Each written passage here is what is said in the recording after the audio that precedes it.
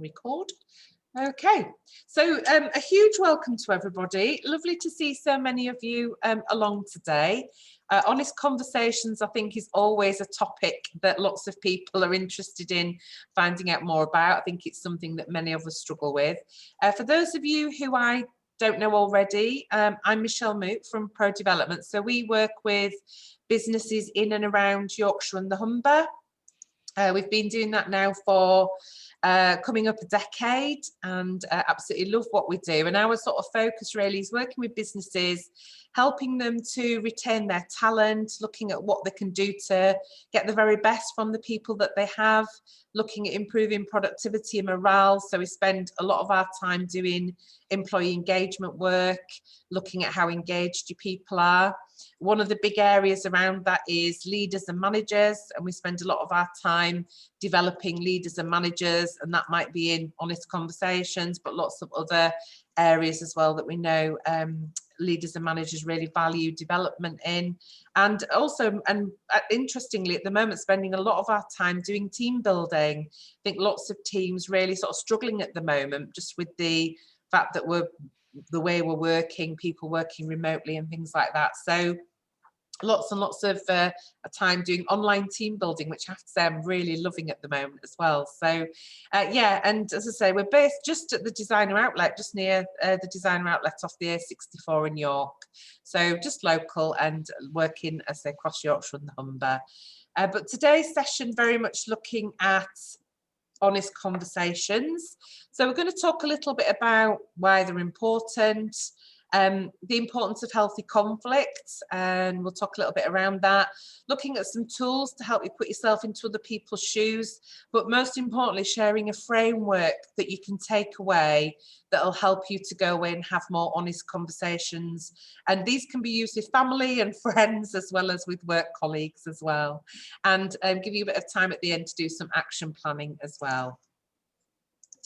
So the first thing I guess I wanted to ask people a bit about is, what do we mean by an honest conversation, really? When we talk about honest conversations, what do we mean by that? And it'd be really great to, again, just pop in the chat area. What is an honest conversation to you? What does that mean to you? And just pop any thoughts that come into your head. Authentic, yeah, I like that, Richard, thank you. Yeah, absolutely, it's about being really authentic, really genuine. So Louis, again, similar thing, not using jargon, yeah, really important. I like that. Rachel saying, yeah, saying what you really mean. saying it as it is, absolutely. You're laying your cards on the table, Rob saying. Frank and honest from Catherine. Yeah, usually a difficult conversation. That's an interesting one, Susie. We'll come back to that as well. Truthful, absolutely. Truthful, straightforward, constructive, honourable intent. I like that one, Michelle. And we talk a lot about intent and actually only having conversations if your intent is honourable as well. Yeah, constructive, it's what you really like to say as well, yeah, and finding the right way to say it, I think, as well. And yeah, I like that one, Rob, not trying to pull the wool over anyone's eyes. You know, how many times do we hear of people who think they've had an honest conversation, two people, but they go away and they've got a completely different recollection of that conversation because we eggshell around it and we kind of tweak around the edges and we never really quite get to the conversation that needs to be had. As Charlotte says there, you know, being direct but without being blunt. And Rachel, great point there, timely, and we're going to talk a little bit about that as well, you know, how important it is to get the timing right. Fantastic. When you look at, I've just brought the definitions from the dictionary here. The one on the left being honest and the one on the right being a conversation. And I think something to really consider, and lots of the words you used, I think, fit with that. Honest, which the truthful, being sincere, being candid, direct, open, straightforward, genuine, authentic, all those things that you were talking about definitely sit in that honest box, and that is really important when you're having those conversations. And then on the right hand side, the conversation, and I think the important thing to pull out in here is it's a conversation. It's not you telling somebody something. A conversation is a two-way exchange of ideas, and I think that's really important to think about with honest conversations. I think we often think, right, what am I going to tell them? What am I going to have to say to them? And we don't think actually this is a two-way conversation that I need to help facilitate to make sure that the right conversation is had. So just something to think about really when you're thinking about honest conversations. The clue's in the title, as they say, with the word conversation in there. And in terms of, you know, why bother having conversations, honest conversations, you know, lots of different really important things. It builds trust. You know, the more we have honest conversations with our teams, it helps to build that level of trust, which in turn helps to build commitment. And I'm going to touch on that in a little bit more. Clarity, you know, what you really want is from an honest conversation is that two people go away having had the same conversation, not two very different conversations. So really important that you give that clarity. It's what helps to develop people. You know, I always say feedback is a gift. If we don't know, how can we ever do anything different? How can we ever operate differently? So honest conversations are important to help us to develop. They're also positive as well in terms of knowing what to repeat. And I really want to get across today that, and I think it was something that Emily said, or somebody mentioned about, certainly about it often being difficult. We perceive them as often being difficult conversations, but actually, oh, Susie mentioned, didn't you, the difficult conversations. Honest conversations can be really positive as well. And again, this model that I'm going to share with you today, I would really encourage you to use it when you're having honest, open and positive conversations as well, because it works just as well. And it's really important to make sure you get somebody to repeat that same positive behaviour as well. Ultimately, it helps to increase performance and employee engagement. You know, the more honest conversations that are going on, we see this all the time with businesses that we work with, is the more likely you are to have better performance from people and high engagement levels in the business as well. So lots of really important reasons as to why it's important to have honest conversations. I mentioned there about it's key to employee engagement. These are the areas when we measure engagement in businesses, these are the areas that we measure. And again, if you look at the things on there, honest conversation pretty much sits across all of those different drivers. You know, it helps people to grow and develop. It improves our relationship with managers. It helps us to feel valued and recognised. You know, it's important to have those honest conversations in the team. Your line manager should be having them. It helps with that two-way communication. It gives you that chance to know what your strengths are by having those conversations, etc., etc. So when you think about employee engagement and what drives engagement, honest conversation sits at the very heart of this. So it's such a great skill to develop and have within your company if you can create that culture of honest conversations. The other thing I just wanted to share with you really briefly is I absolutely love this model by Lencioni. I don't know if any of you have come across it, but Peter Lencioni looked at what he called the 5 dysfunctions of a team. And we often find companies talking about, you know, how do we get high performance? How do we become a high performing team? Or I often hear people talking about the problem we've got in our team is nobody takes accountability, and that's where our issue lies.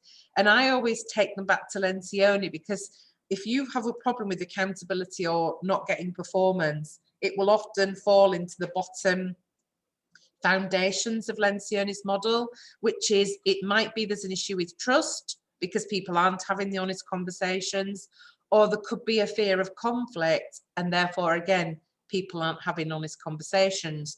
Absence of trust and fear of conflict are two of the, I would say, two things that absolutely get in the way of most really, really great teams.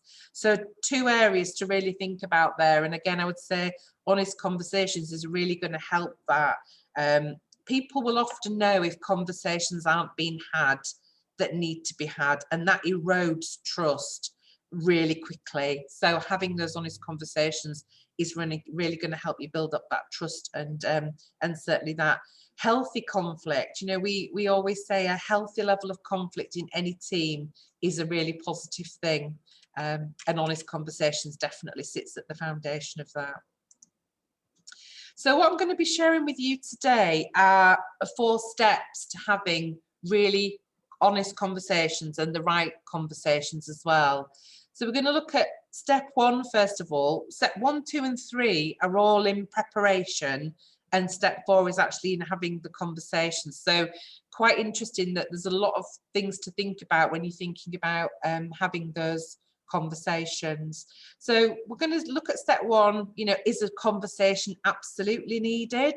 And there's some checking out that we're going to do there. We're going to look at then step 2, how to prepare yourself for the conversation. Make sure you're in the right place to have the conversation.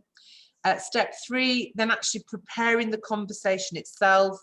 And then step 4, actually holding the conversation, and just again, just some areas to think about when you're having that conversation as well. Just before we go any further, be interested to hear from people though, again in the chat. What is it that stops us from having honest conversations? What gets in the way? So again, just pop in the chat area. What is it for you that prevents you from having honest conversations? Let's kind of get a bit of a understanding of that.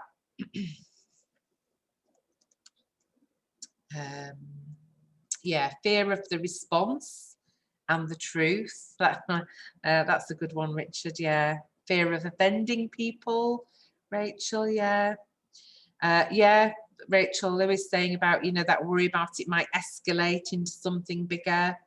Knowing the other person doesn't want to have the conversation. Yeah, you know, lots of people avoid conversations, don't they? The fear of conflict, yeah. Breaking the relationship down, good. Fear of divulging information that shouldn't be told to certain people. Yeah, I think you have to be really mindful of that, Rob. Good point.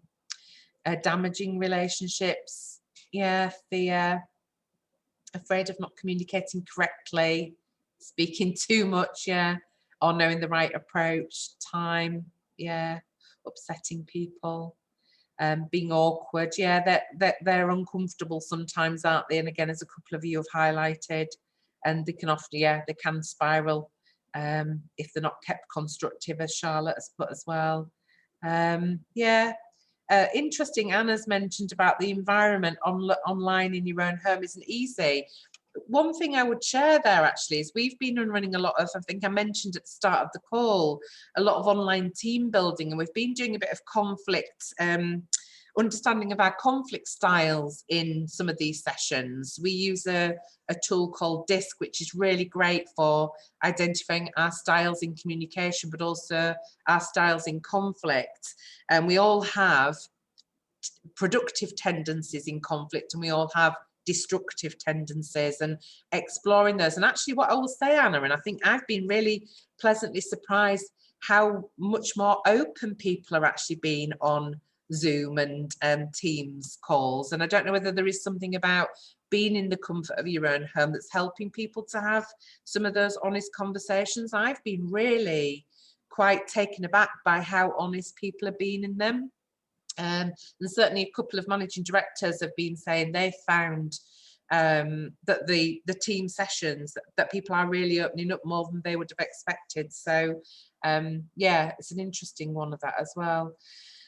Michelle's mentioned about lack of psychological safety as well, absolutely, and people being defensive. Yeah, so lots and lots of things, and it's interesting when we think about what prevents us from having the honest conversation, because I think what a lot of the things that you have put in there can be overcome by preparing for them. And I think my reflection is that sometimes we just don't take enough time preparing for them. You know, how many of you spend a lot of time thinking about them but not actually preparing for them? I remember meeting, I was running a leadership program, and a woman on the program was talking about, we were talking about, you know, how long do you put off having a conversation with people, you know, where you think about it. You know, again, for those who are on camera, stick your hand up if you spent more than a day thinking about an honest conversation that you've had to get more than a week. Yeah. more than a month. You know, we can mull over them. This woman actually admitted she'd been putting off having an honest conversation for 4 years with her boss. And the only reason she was actually going to have it was because she decided she was going to leave. And so we were saying, you know, well, what else have you got to lose but to have the honest conversation? If you're going to leave anyway, we gave her the model that I'm going to share with you to use. A month later, she came back on the program, and honestly, she looked like a different person. And she was light, she looked healthier, happier. She said, oh, I cannot tell you, having that conversation, he actually said when she shared the feedback, thank you. I had no idea that that's how you were feeling. And I think when you prepare properly for them and you do them well, they can have such a positive impact on us and on people around us as well. So yeah, and sometimes the fear of conflict is what stops us. But again, sometimes not having the conversation, that just creates more conflict. You know, we think we're avoiding conflict. Actually, what we're doing is just making it even worse by not having the conversation. And in my experience as well, putting it off, that's sometimes when it goes haywire, because it builds up into something so much more. And then when it comes out, it all comes out wrong, because we've kind of been put under pressure a little bit with that as well. Lisa's mentioned in the chat, you know, eat your frog. I love that, eat your frog. We often talk about that in the office. You know, what's the frog, that thing that you've been putting off? Do that first. Everything else then is so much tastier after you've eaten the frog. Definitely. So yeah, so I'm going to share this model with you. I would definitely, as I'm going through this, it might be helpful for you to have perhaps in your mind a conversation that you have been putting off, or that you know you probably need to have. And again, it could be with a family member, it could be with somebody from work, and it doesn't have to be a perceived difficult conversation. It could be a positive one as well. But maybe think about that as we go through the steps. And really, I'm going to ask you some questions and really get you to think about the answers, so it's helpful to have an example in your head as we go through it. So are we ready? Have we all got a bit of an example, a picture in our heads of a conversation we need to be thinking about having? Here we go then. So the first step that I wanted to share with you, and I think probably this is one of the most important steps, is really thinking about whether or not the conversation needs to be had. And I wanted to share with you this model, which is called the ladder of inference. I don't know whether anybody's ever come across this before, but I have found this really, really helpful for considering and thinking about what are the facts of things and what are the different things that might have contributed to what the situation is. So one of the big things that the ladder of inference is talking about here is, or getting us to think about, is that one of the biggest challenges that we have is that we all make assumptions, and we make assumptions all the time. And assumptions are often the root of a lot of problems that we have with teams and with conflict. And I'll give you an example. Years and years ago, I was asked to coach somebody. The managing director of the company had basically said this person, if they didn't make some significant changes to their behaviour, they were probably going to lose them from the company. And so they were giving them the opportunity of some coaching. And I'd spent quite a lot of time with this managing director, and he was describing this person to me. And when I met this person, I honestly, it was like two different people. The person he described was a very different person to the one that was sat in front of me. And I think what can happen is we create this ladder of inference. And to give an example of that, what happens with our brain is we are taking in information all the time. We're observing consciously and unconsciously all the time. And what tends to happen is, because our brain cannot process that amount of information, is we select information all the time, again, consciously or unconsciously.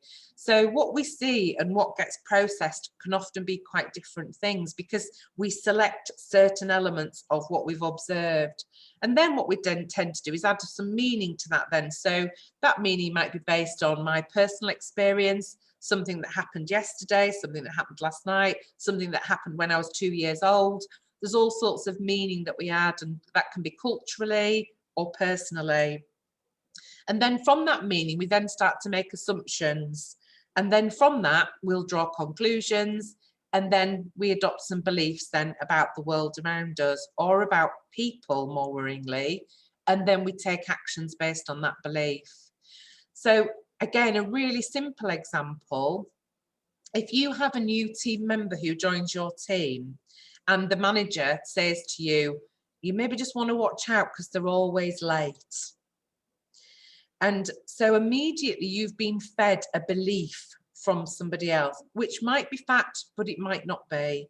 And then, of course, what happens is you only select, or you only look out for the times when they're late. And how many of you can relate to that and can think about it, whether it's kids or family members? Oh, they always do that. Or they always, I used to do it with my ex-husband. I was convinced that he never used to wash up. And so I'd only ever noticed all the times I walked in and the pots were on the sink. But what we don't do, and what we have to be careful of, is that we don't then spot the times when they are early, or they have washed up the pots, or whatever it is. So we very quickly, with our beliefs, can then find we are only looking for and spotting the things that feed our belief about that person. You know, whether it's a messy teenager, or their bedroom's always messy, or, you know, again, we only spot the times when it is messy. We don't actually notice when they've cleaned it. Although I have to say, if my teenagers or anything to go by that, it's very rare. But there's something here that we have to be really, really mindful of, and it is really thinking about, have we created a belief about this person? Because going back to the managing director, the person he was describing to me was a monster. I mean, literally, I was not looking forward to the coaching because he described this monster to me. That's what the belief is he'd created. When I met her, she was definitely not a monster. So we have to be really mindful of, what do we observe? What are we picking out? What are our truths?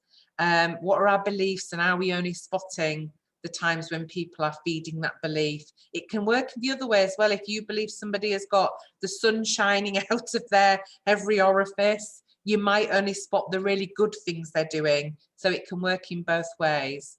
And one of the things that I think can be really helpful here is to ask yourself these questions, and you'll get a copy of these and through with the slides, and I would really say hang on to them and keep them somewhere safe so you can look back at them. And before you ever have an honest conversation, just work through these questions one at a time. And the first one being, you know, what assumptions are you making about the intention that of the other person's actions? Because sometimes we think, you know, well, they're just doing that just to, you know, annoy me or something. I don't know. We might create this belief about their intention or an assumption. So really, what assumptions are you making? Really explore those. What story have you created in your mind about the person? A bit like I was saying about the managing director who'd created a monster. Are you looking really objectively at the evidence, or are you looking for evidence just that supports that story? You know, like they're always late. So actually, I'm only looking at evidence that supports that they're always late. Oh, there they are again, 9:05, late again, you know, same the next day. But then the next 2 days, they're coming at 8:45, and we haven't noticed it. So really think, are you looking objectively at that evidence? What feelings or emotions about the person do you have to let go of to put their interests first? You know, again, have you created some feeling or emotion about that person that you might just need to let go? Have you really listened to other people's feedback and evaluated it properly? So again, you know, oh, they're always late, or they're always this, or whatever it is that feedback comes through. Have you really evaluated that? And do other people have or have had a different experience? So again, it's good sometimes to share your experience, because it might be somebody goes, oh, I've never had that from that person. And then again, you can think, oh, you know, maybe there's something else going on here if that isn't their experience. This is a really great one. How might the situation be seen from his or her point of view? You know, really try and see things from the other person's perspective. And I absolutely love this next question. Why would a decent, rational person behave in this way? Most people are decent, rational people. So if somebody is behaving in a way that you perceive as not being, why is that? Why would they be doing that? I also think, again, this is always a makes you toe curls question, but it's a good question to ask yourself.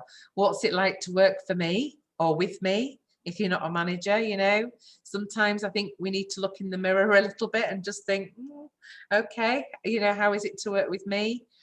What am I feeling when I act in the way that he or she appears to be acting? So again, other people, sometimes they can mirror. It can be a mirror for ourselves, and so we might be not liking a behaviour in them that maybe we don't like in ourselves. And how might I have been contributing to the problem? Again, another one that might make your bum clench a bit, but is an important one to ask.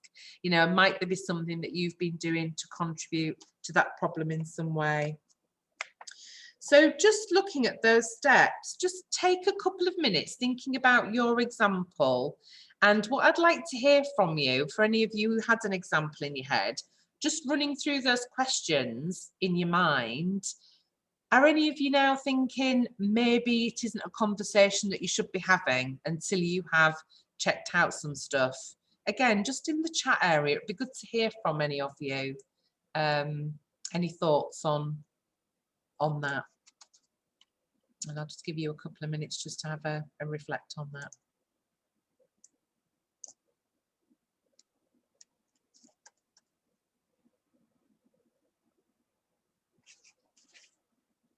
So Colleen, you've put yes. Is that yes? You're going to have the conversation still, or so it'd be good just to put yes, still having the conversation, or no, I'm gonna. Oh, that's an old one. Sorry, Colleen. Thank you. Okay, so if you just pop in the chat what your thoughts are about, or any reflections maybe that you've taken from that, any particular areas that you've really thought has really resonated with you, or okay, so that's a great one. Would have the conversation but might prepare a bit differently now. That's great, thanks for sharing that. Emily, Louis, not from my point of view, but where staff have made complaints against another member of staff. I'll come back onto that one, Louis, as well, actually, because there's something that we're going to share in a little while as well that can be quite helpful for that, because often we become the spokesperson, don't we, for all people, unfortunately. But we'll definitely reflect on your purpose, Susie. Yeah, thank you for sharing that. That's good to hear. Again, and I'll just give it another minute in case anybody else has got anything they want to add. So Katie, don't have an example in mind, but these are really good questions or practical questions to have in mind and really challenge yourself. Brilliant. That's great, Katie. Thank you for sharing that as well. So yeah, really go through these questions and really think to yourself, are you absolutely sure this is a conversation that you should be having, or do you need to do a bit more digging or dig a bit deeper with yourself before you go ahead? So let's imagine we've gone through these questions and we still need to have the conversation. We've done our research. We've been really practical. We've been really objective in what we're looking at as well. And we're now ready to go away and have the conversation. So step 2 then is then about preparing yourself for the conversation and really thinking about, are you in the right place to have the conversation? So it's, thinking about a conversation that you've been avoiding. So giving yourself that time really to think about that. What are the risks and benefits of having the conversation? So, it's a really good idea to think about these. What are the risks of it, but what could the benefits be as well? What differences are you looking for? if you have this conversation? What's the outcome that you really want from the conversation? Are there any, what difference are you looking for as well? Are there any emotions that might get in the way? What is blocking you from the conversation? And what might you have to give up or let go of to have the conversation? Have you got some personal rules that are blocking you as well that are worth thinking about? Maybe can you moderate that rule? And what do you have to give yourself permission to be in this conversation? So I was going to just ask somebody, and I'm going to pick on somebody. I'm sure that she's going to hate me for this, but Rachel Lewis. I can see you there smiling, and I've picked you because I can see your face. Rachel, it'd be really helpful. You just want to come off mute. What do you want from me? What I'm thinking would be really good is if I've got a situation in mind that I could share. If you could ask me these questions one at a time, and I can share some examples then of what that might look like, that'd be really helpful. So just run through the list and ask me the questions. And just give me a chance to answer them. Fab. Okay, so think about a conversation that you've been avoiding. Okay, so I've definitely got one in mind, and it's the conversation. I've got an issue with one of the team, and just that they're not really keeping me up to date on where they're getting with their work, how they're doing with the work at the moment, and it's causing me a few problems. So yeah, I've got one in mind. Thank you. So what do you think the risks and the benefits are of having the conversation? So I think the risks of the conversation are that she might feel that I'm attacking her in some way, that I'm having a go at her, or she might take it personally. She might feel that I'm being a bit critical. We're really busy at the moment, so it might be that she's feeling I'm being a bit critical. I know she's under pressure at the moment as well, so there's a bit of a risk around that.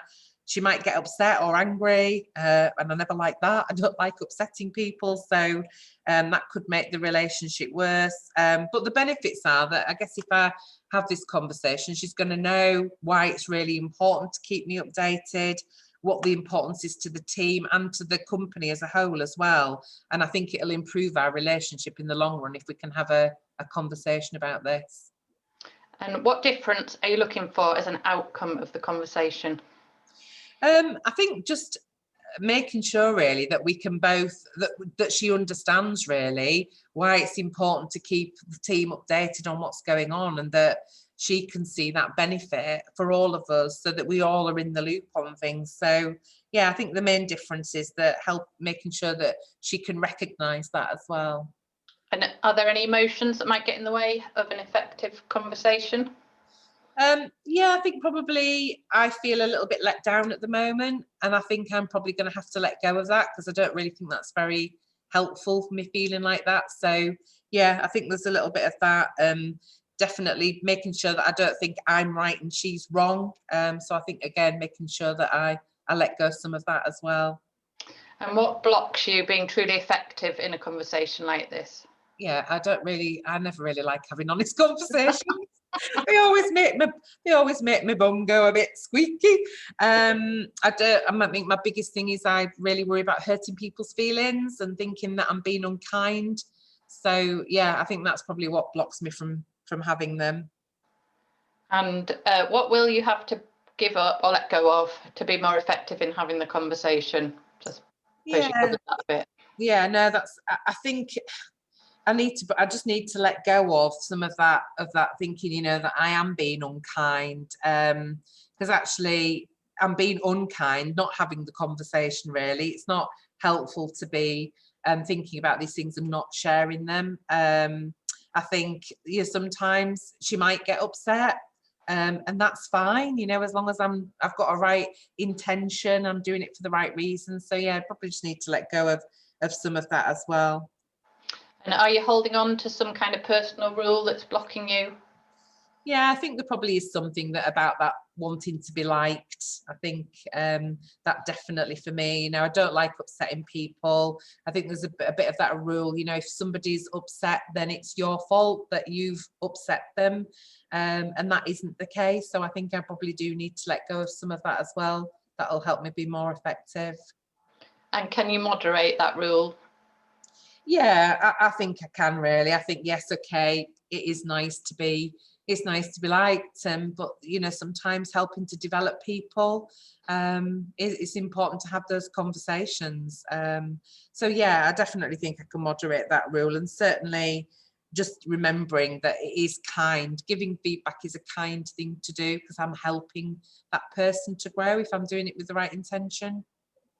And what do you have to give yourself permission to be in this conversation? Yeah, be brave. get my big girl pants on. I think go and be brave, and you know, I'm well prepared. I've thought things through, and just need to be brave and go and have the conversation and crack on with it. Okay, thanks, Rachel. I didn't know if that might just help going through an example, really, and just giving you an example of how this can really work and some of the things it can really make you think about as well before you have that conversation. I think we often run into the conversation without being fully prepared. So again, be interested again in the chat. Maybe think about, are there any personal rules that you might have created that you might need to let go of? Again, if you want to share any in the chat, it's always good to hear just any sort of, you know, are there any sort of, yeah, anything you need to give yourself permission to be, to go and have these honest conversations? Just pop those in the chat area.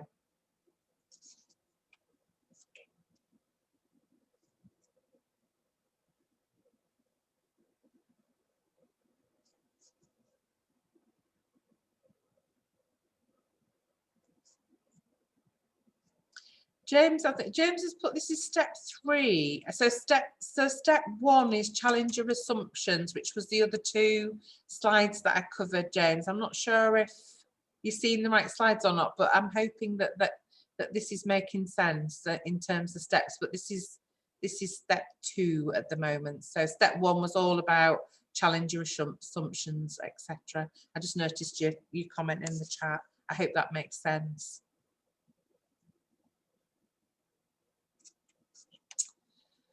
Yeah, that's a really, really great reflection, Louis, about nerves can affect the way the chat goes. Yeah, especially in disciplinaries. I think sometimes we can let our own nerves really overtake us, can't we? And letting go of some of that. Maybe creating some of those like kind of little rules in your head around why you're doing it. I think that's a great reflection. And Naomi said insecurity. Yeah, sometimes our own insecurities can get in our own way as well, can't they? So again, another great reflection there, Naomi, as well. Thank you for sharing that one. Yeah, Michelle's power and position, you know, theirs and mine. So again, yeah, really good to think about. You know, sometimes we can think that our power and position can get in the way of the honest conversation. So brilliant. Again, Charlotte saying the nerves, wanting to be assertive, but being nervous can make this difficult.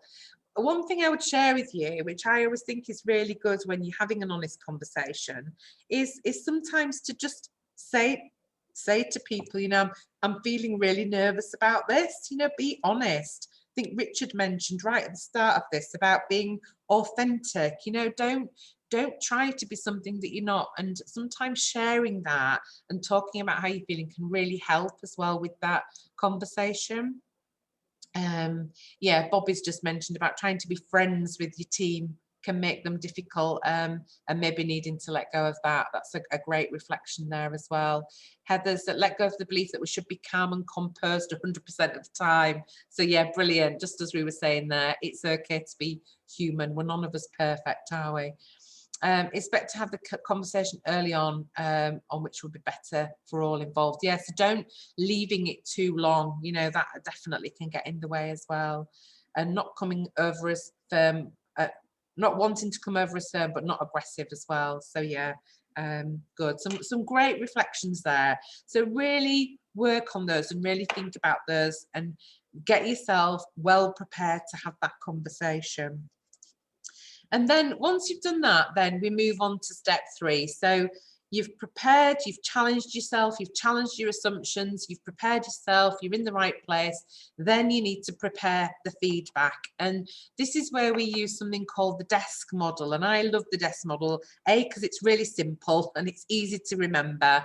And it's a really good one for structuring your feedback. But I would always say it's worth writing this down, and it's always worth practicing it with somebody as well. So when you give the feedback, or when you offer the feedback to somebody, we always suggest you offer it into these 4 different areas. And the first one is describing the behaviour or the performance. So drawing the person's attention to a particular situation that's prompted you to give the feedback. So this is just about helping the person get, you know, yesterday when you came into the office and you were banging your desk and clattering around, and you were clearly, you know, it seemed to me that something was going on. I just want to talk to you about that. So you're drawing the person's attention to the situation. And the one thing I want to emphasize here is, this is why, and somebody mentioned it in the chat, not to leave it. Don't leave the conversation for too long, because I have seen and heard and experienced somebody who gave me some feedback. I was promoted in a team years ago from my peer group, and one of the people, when I got promoted, one of the people's behaviour started to be really off with me, and I had an honest conversation with her about it. She gave me some feedback which would have been really valuable had she given me it at the time, because it was something that had happened 2 years ago and I could hardly recollect what had actually happened. So it's so important to give people feedback at the time, because then they can cast their mind back, they can draw from that experience. If it's a long time ago, they'll struggle to remember what you're referring to. So describe that behaviour. And this is the bit that I think often gets missed when we're having honest conversations, is express how you felt as a result of the behaviour or performance. So letting somebody know how it makes you feel cannot be disagreed with. You know, people often get defensive in feedback. If you express how you feel or felt at the time, somebody can't say, well, that's not true, that didn't happen. No, this is how I felt. So if somebody has offended you, or somebody has said something that you've really taken to heart, sharing and letting them know and expressing that can really help with the conversation. It can really help that person to connect to the impact of what that behaviour, the impact it's had. Once you've expressed it, I always think then it's really good to give a specific example. So the other day when you came in and you were banging and clattering and you appeared to be in a really bad mood, it made me feel, or I ended up feeling quite anxious. I didn't know if I'd done something wrong. I wasn't sure what was going on. And I was just feeling generally quite uncomfortable. So you've expressed it. Specifically, it was when you were bashing all your files on your desk really loudly. And so what you're doing is giving them some very specifics around what actually happened.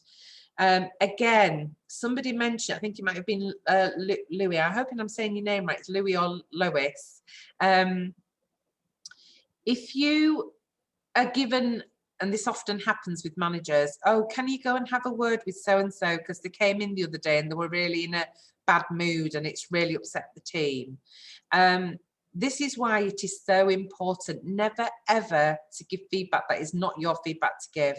So if you have team members coming to you, Lois, thank you, Lois. Like that as in Superman. Love that. Thank you, Lois. If you, so with Lois's example was, you know, when the team come to you, never ever give that feedback. It's just not your feedback to give, because you can't give the specifics. And this is where often honest conversations fall down, because the individuals say, well, what was it exactly that I said? Or what was it I exactly did? And you're like, well, because you weren't there, you didn't experience it. If you ever have a team member come to you who has an issue with a member of somebody else in the team, or a customer, whoever it is, share this model with them and encourage and help them to go and have the conversation. It needs to come from the person, and that is the best gift you can give somebody, is to help them to have the conversation. So yeah, always have some specific examples. And then finally, really talk about the consequences or the implications as well for you, for the customer, for the behaviour. Again, often consequences don't get talked about. You know, if this continues, what it's going to mean is, and it's just letting people know what the implications are. And again, thinking about that model, that can be used for positive feedback as well. The other day when you did that report, the one that you did for client ABC, I cannot tell you how proud I felt of the work you did on that. It was absolutely amazing. And it just was so great to see how far you've come with that. Specifically, it was how you structured the report. It was what you did around it. It was the way you'd calculated the proposal at the end. It was just fantastic. And actually what that means now is I'm going to really feel able to give you more of these pieces of work, just being really comfortable that I know you're going to do a great job and you're just going to get even better at it. Now, how much better is that than well done, good job, which is what we do all the time, isn't it? So again, think about using that desk model to help with the really positive conversations as well. I always say, if you use this model 3 times for positive ones, when you have to have a more difficult one, it's a lot easier to use. So if you're using this all the time, it'll really help you then when you need to use it to have the difficult conversations as well. Yeah. So Rob's just mentioned about working. Yeah. How do you send a message to tell somebody? Yeah, I just think, Rob, it is, again, you know, whatever is going on, you really need to think about how can whoever it is that actually noticed it, they need to be involved in giving the feedback. And that doesn't make it easy always, but I think it's really important. Otherwise, it will probably seriously bite you in the bum somewhere along the way if it's not something you've observed and you weren't there to observe it.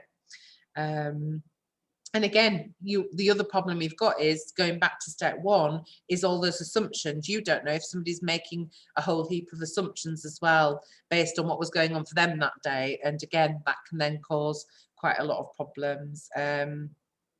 Yeah, so Lois is just saying about asking them for details a short time after they've complained gives them a chance to calm down. Yeah, okay, brilliant. So some good things. That desk model should really help you just to frame that conversation a little bit more and think about how you can plan and prepare for that. And quite often I'll write that down, just write it down on a bit of paper using that desk and just having it so that you can actually practice it, go through it, maybe try it out on somebody else who's trusted so that you can see how that feedback's received as well. And again, just remember, as I say, these can be positive as well. Using that desk model, it really, really helps to make people feel really valued when you've spent that time having those really honest conversations, using that framework for the positive things and really catching people doing the good stuff as well. So then finally, step 4, we've done all that preparation and planning. Blimey, this conversation is going to be amazing. We've spent so much time planning and preparing for it. And then really all you're thinking about in step 4 is, you know, you need to have the conversation. Where and when, you know, pick the right time and the right place. Don't do it in the middle of the office. I've seen that happen too many times where people are given feedback in the moment in front of other people. So really think about where's that person going to be most comfortable to receive the feedback. And that can be the same with the positive. You know, lots of people get really embarrassed, you know, when it's positive feedback. They also don't want that being doing publicly. So think about where's the best place. Always start with a clear intention. And again, you know, think about that when you're planning and preparing. Why are you sharing this feedback with somebody? You know, the reason I'm sharing this is because I really want to help you grow and develop as an individual. I really want to help you get that next career progression. You know, let people know what your intention is and explain why you're sharing the feedback. And then at the end, when you've had the conversation, always get some key actions and agreements about what the next steps are, get a commitment for timescales and things like that as well. And absolutely, Rachel's just should a record be kept? Yeah, definitely. Again, if you've written that conversation down, you've got that as some evidence. It's the actions as well and the commitments that need to be really noted and agreed together. And it sometimes is that then isn't the right time to do that. It might be you need to go back and follow up afterwards if somebody is upset or they are struggling. You know, just say to them, right, just go away, have some time to reflect, and then let's come back together again tomorrow and we'll talk about what we're going to do, what actions, and give them that time to reflect on it as well.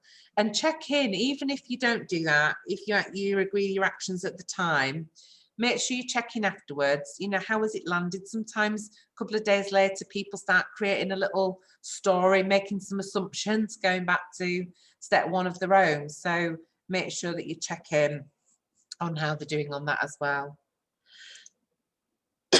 Excuse me. So remember, 4 steps. Challenge your assumptions first. Go through those questions. Prepare yourself. Make sure you're in the right place to have it. Prepare the feedback. Write that down. Have a practice and a play with it. And then step 4, finally, hold the conversation. And I promise you, if you use those 4 steps, you will get much better results with your honest conversations than you've ever had before. I've experienced it myself so much using this framework. Just keep remembering, use it for those positive ones, and then it will become much more natural for when you have to have the more difficult ones as well. So just give you a couple of minutes just to maybe capture a couple of actions, and it'd be good to hear from you, any commitments that any of you are going to make in the chat. It's always great to hear from people. Hopefully that's helped a bit to give you some ideas. So just pop them in the chat, and then I'll just, while you're doing that as well, I'm just going to run a poll before you disappear. Just on the session, the LEP have asked us if we can just give some feedback. So I'm going to ask all of you as well, if you wouldn't mind just filling out the poll as well as you go along. So I'll give you a couple of minutes just to pop in your actions and commitments and offer some feedback as well. Rachel's, I've just seen Rachel's. He's very welcome, Rachel. Always happy to help. You can imagine my partner, he's always like, oh no, there's an honest conversation coming. You can get too good at them. Oh dear. So yeah, lots of yeah, Katie sent about really liking the challenging assumptions as well. Good. I'm glad you like those questions, Katie. You'll get a copy of those as well. Yeah, preparing your notes beforehand and helping you to stick to them as well. Yeah, especially if you're feeling nervous, it kind of gives you that little bit of a script as well, doesn't it, to fall back on. Colleen saying her husband would like it for his team. Yeah, and actually I think I would definitely say it's great for managers to learn this tool, but what I've seen really working well is when the whole team learn the tool, so you're all having the same structure for conversations, because let's face it, we need the feedback too as well, don't we? So we need to encourage our teams to have that feedback as well. Great stuff. Brilliant. Yeah, a few people have said about the family members as well. Yeah, definitely. Great stuff. Okay. So yeah, just thank you for those. I think there's just a couple more of you to fill out the feedback if you wouldn't mind doing that. Thank you so much. I hope you found that helpful. I've been running this series for the Growth Hub since October, and I really enjoy the Honest Conversations one. So thank you so much for joining. The next one I'm doing is another one of my favourite topics actually, which is emotional intelligence, and just thinking about how important that is. So that's on the 24th of February. So it'd be lovely to see a few of you along to that one as well. Again, the link is on the slides that you'll get through as well. So yeah, and we're here to help, whether you want help supporting your team, your husband, whoever, to have honest conversations. Please do get in touch. It's always great to hear from people. Yeah, thank you so much. And all the very best. Good luck with your honest conversations. And it's always good to hear how you get on. So if any of you have some positive ones, or if you struggle, get in touch. Always good to have a chat and hear from people as well. Thank you all very much, and go off and have a great day, whatever you're doing, and take care. Thanks, Michelle. See you later. Oh, thank you. Take care.